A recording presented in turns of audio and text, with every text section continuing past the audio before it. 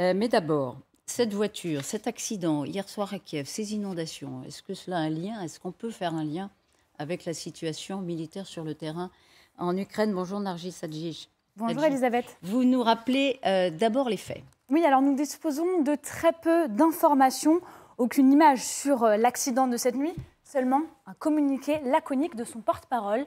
À Kiev, une automobile est entrée en collision avec la voiture du président de l'Ukraine et des véhicules de son escorte. Le président a été examiné par un médecin. Aucune blessure grave n'a été détectée. Les forces de l'ordre vont enquêter sur toutes les circonstances de l'accident. Rappelons que le président Volodymyr Zelensky revenait d'Izium. Au moment précis où il prononçait son discours, les Russes ont lancé des tirs d'artillerie. S'agissait-il d'une forme d'intimidation? Écoutez.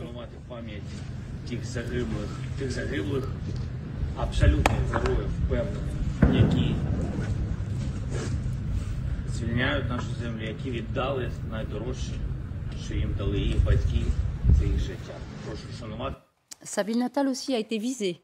Exactement, la ville de Kryvyi-Rih, c'est juste ici, c'est dans le centre de l'Ukraine, une ville menacée d'inondations, après qu'une frappe russe hier ait endommagé des infrastructures hydrauliques et provoqué la crue d'une rivière. On le voit juste ici. Selon le président Volodymyr Zelensky, cette frappe est une tentative d'inonder Kryvyi-Rih. Vos attaques de missiles aujourd'hui, vos missiles russes sur Kryvyi-Rih, sur le barrage du réservoir Karachounovski, sur des objets qui n'ont aucune valeur militaire, en fait, sur des centaines de milliers de civils ordinaires, est une raison supplémentaire pour laquelle la Russie perdra. Elle perdra non seulement cette guerre, mais l'histoire elle-même. L'histoire est écrite par les humains, mais jamais par les non-humains. Alors, il ne faut pas peut-être surinterpréter évidemment ces faits, là nous les posons sur la table, mais néanmoins ça rappelle qu'évidemment Zelensky est une cible depuis le début. Exactement, le président a été la cible de 5 tentatives d'assassinat, toutes perpétrées entre fin février et début mars. Voilà ce que dit le secrétaire du Conseil de défense de sécurité nationale ukrainien. Et à la télévision russe, on ne s'en cache pas, l'un des buts de guerre est d'éliminer le président ukrainien. Qui ne signera aucune capitulation, c'est très clair. On devrait sérieusement penser à liquider les leaders nazis de ce pays.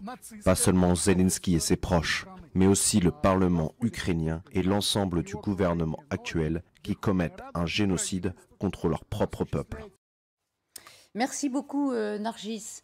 Tiens, Dominique Moisy, c'est vrai que la tension est à son comble quand même, compte tenu de l'humiliation militaire subie par Vladimir Poutine. On l'a largement documenté, il n'y a aucun doute sur cette question-là. Est-ce que, par exemple, le fait que sa ville natale ait été visée par des tirs d'artillerie, des obus, peut être une réponse ou pas? Un symbole. Ce n'est en rien une réponse. Ce ne sont pas des bombardements sur la ville natale de Zelensky qui vont laver l'humiliation que s'inflige à elle-même en ce moment la Russie. Et quant à cet accident, on n'en sait rien. On ne prête qu'aux riches. Il est logique de l'attribuer à une forme de complot. C'est effectivement un des objectifs de la Russie de liquider un homme qui incarne avec talent, énergie, la résilience du peuple ukrainien et qui est un atout considérable pour l'Ukraine. Maintenant, le reste, l'histoire le dira peut-être un jour. C'est une priorité encore dans l'esprit de Poutine de liquider Zelensky ou pas, Claude Blanche-Maison? Le paradoxe, c'est que hier, Zelensky était à Izium, ville récemment libérée, mais ville de tous les dangers. D'ailleurs, la preuve, c'est que pendant son discours, on entendait des bruits d'obus au loin, probablement à une quinzaine de kilomètres. Ça prouve quoi, ça? Parce que ça veut dire qu'il est dans un pays en guerre, donc des tirs, on peut les entendre. Il a pris des risques considérables en allant à Izium. Ouais. Probablement que les services de sécurité avaient ratissé le terrain avant, mais c'était quand même prendre des risques considérables, parce qu'il se peut qu'il reste des agents russes ou des tireurs d'élite ou même des soldats dans les caves de cette ville qui venait d'être libérée. Moi, on m'a toujours dit que lorsqu'il y avait un risque de ce genre, il ne fallait jamais rester plus de 20 minutes ou au plus 30 minutes dans le lieu en question. C'est ce qu'on vous disait à vous lorsque vous étiez oui, exactement. C'est ce que disent nos services de sécurité en général. Parce qu'il faut à l'adversaire environ 20 minutes pour avoir l'information et commencer à s'organiser. Et je pense qu'hier, cette règle a été respectée, c'est-à-dire que M. Zelensky n'est pas resté longtemps au même endroit. Il a fait son petit discours avec sa garde rapprochée, et puis il a été enregistré, c'était l'objet de l'opération, et il a dû changer de lieu très vite. Alors ensuite, dans la capitale, moi, mon expérience, c'est celle de Moscou. Quand M. Poutine va de sa datcha au Kremlin, toutes les rues qui mènent à l'avenue qu'il emprunte sont fermées et verrouillées. Un jour, effectivement, une rue était sans doute mal verrouillée et un véhicule est venu sur la route principale et il y a eu une percussion avec la voiture de Poutine. C'était il y a très longtemps, bien sûr, car depuis, on a dû prendre encore plus de précautions. C'est pareil à Kiev. Les services de sécurité doivent verrouiller probablement les rues d'accès à l'avenue qu'emprunte Zelensky. Peut-être ça a été mal fait, peut-être y a-t-il eu en effet des complicités, on ne sait pas puisqu'on ne sait rien sur cet accident, mais en effet, il y a eu une insuffisance des services de sécurité. Mais le fait qu'on ne sache rien, justement, général, on a un communiqué de quelques lignes simplement, on ne sait rien, ni du conducteur, sinon qu'il a été davantage blessé que Zelensky, qui ne l'a pas été du tout d'ailleurs. Mais aucun détail n'est donné. Blackout, peut-être aussi une envie, un souci d'entretenir le doute de la part des Ukrainiens. On peut tout imaginer ? Je ne sais pas si on peut imaginer ce genre de choses. J'ai le sentiment depuis le début de cette guerre, et je pense qu'on l'a tous observé les uns et les autres, en analysant les faits tels qu'ils se produisent en Ukraine, c'est que les questions de sécurité ont été traitées très très sérieusement depuis le début par les Ukrainiens. Il y a véritablement non pas une opacité sur les informations qui peuvent apparaître à l'extérieur de l'Ukraine, mais il y a un très grand souci de sécurité. Je le vois dans le contrôle des images. Il n'y a pas d'accès libre aux images et aux lieux sur lesquels se déroulent les combats. Je le vois dans les informations concernant le déroulement des opérations, même la récente offensive. Il n'y a pas eu d'éléments extraordinairement précis, il y a eu des déductions et des analyses, mais il n'y a pas eu d'éléments extrêmement précis donnés par les Ukrainiens. Je le vois également dans la façon dont ils ont essayé de neutraliser les agents infiltrés qui étaient très certainement présents dans le pays au départ de l'offensive et qui ont poursuivi leur action jusqu'à ce qu'ils soient, pour partie d'entre eux, neutralisés. Donc il y a véritablement une opération de confidentialité qui a été menée dans le moindre détail et qui explique au fond qu'on sait assez peu de choses puisqu'ils n'ont pas pris l'habitude de le faire, ils ne veulent pas le faire et ne veulent donner aucune information qui puisse être exploitée. Une petite question, curiosité, vous me direz si ça n'a aucun intérêt, vous avez le droit de me le dire, hein.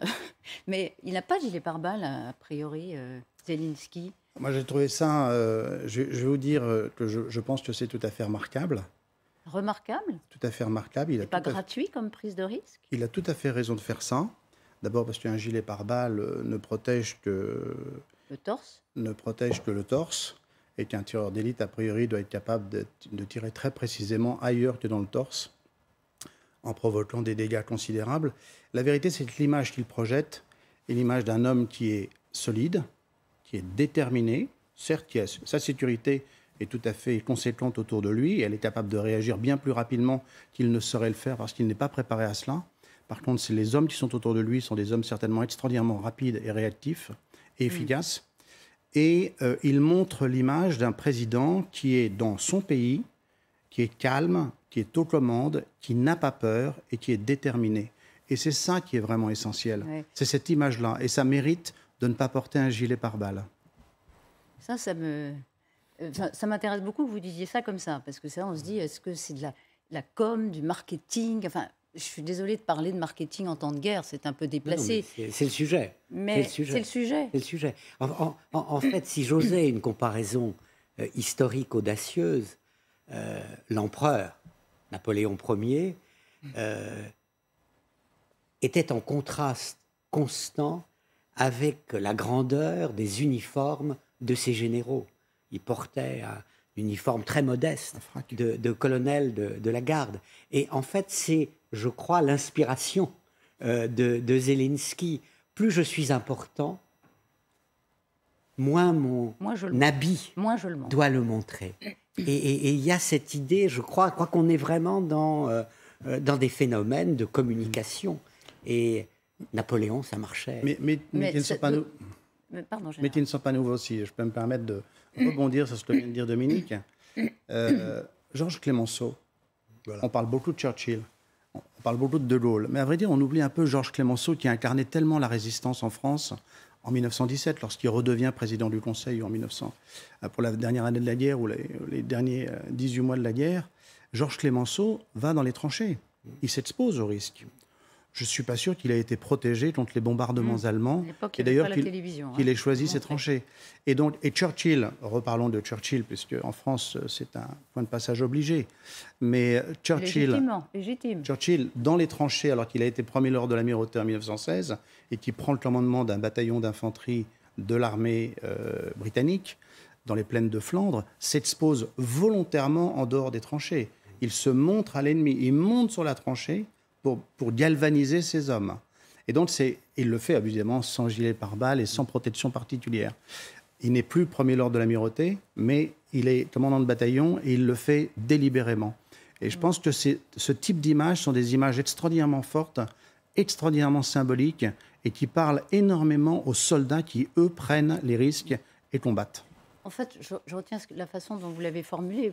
Plus je suis puissant, plus je gagne, plus je m'efface. Plus j'affiche une forme de modestie. Oui. Quel contraste! Justement, avec Poutine. Avec Poutine. Poutine est dans son bunker, on ne sait pas très bien où il est. Poutine est avec un général et son ministre de la Défense en train d'observer des manœuvres. Mais en effet, il ne va pas sur le front, il ne va pas au feu, mais il ne peut pas y aller puisque c'est une opération spéciale. C'est une opération spéciale dans un pays voisin mais étranger, dont il nie l'existence. Donc effectivement, il est totalement coincé par la théorie qu'il a lui-même fabriquée. Et donc, eh bien, en effet, je crois que Zelensky profite de ce contraste. Lui est le dirigeant élu d'une nation en armes qui défend son territoire contre un corps expéditionnaire étranger. Et c'est évidemment autre chose, et ça permet de remporter des batailles. Enfin, il y a eu une formule de Zelensky qui a été citée il y a 2 jours. Ah oui. Aucun régime autoritaire n'aurait résisté à la Russie. Seul un pays démocratique, animé de la volonté de ses citoyens, pouvait le faire. Et ça, c'était une très belle formule, en fait. C'était... il a le sens de la formule aussi. La modestie de la démocratie. Et donner du sens à l'actualité la plus brûlante aussi. Hein. Ça fait partie du talent de Zelensky. Donc, intéressant de dire bravo, vous n'avez pas mis votre gilet pare-balles. Mais on ne peut pas réduire ça de la communication. Je pense que ça relève davantage, me semble-t-il, de l'incarnation. L'incarnation de la fonction, la gravité des événements, la conscience du responsable politique qu'il est, évidemment le chef de l'État, que des hommes meurent pour le pays, pour l'avenir de ce pays tous les jours. Et que donc, lui ne peut pas s'abriter derrière des faux semblants. Ce n'est pas seulement de la com. Je pense que ça relève véritablement d'une compréhension puissante de ce qu'est la responsabilité du chef de l'État.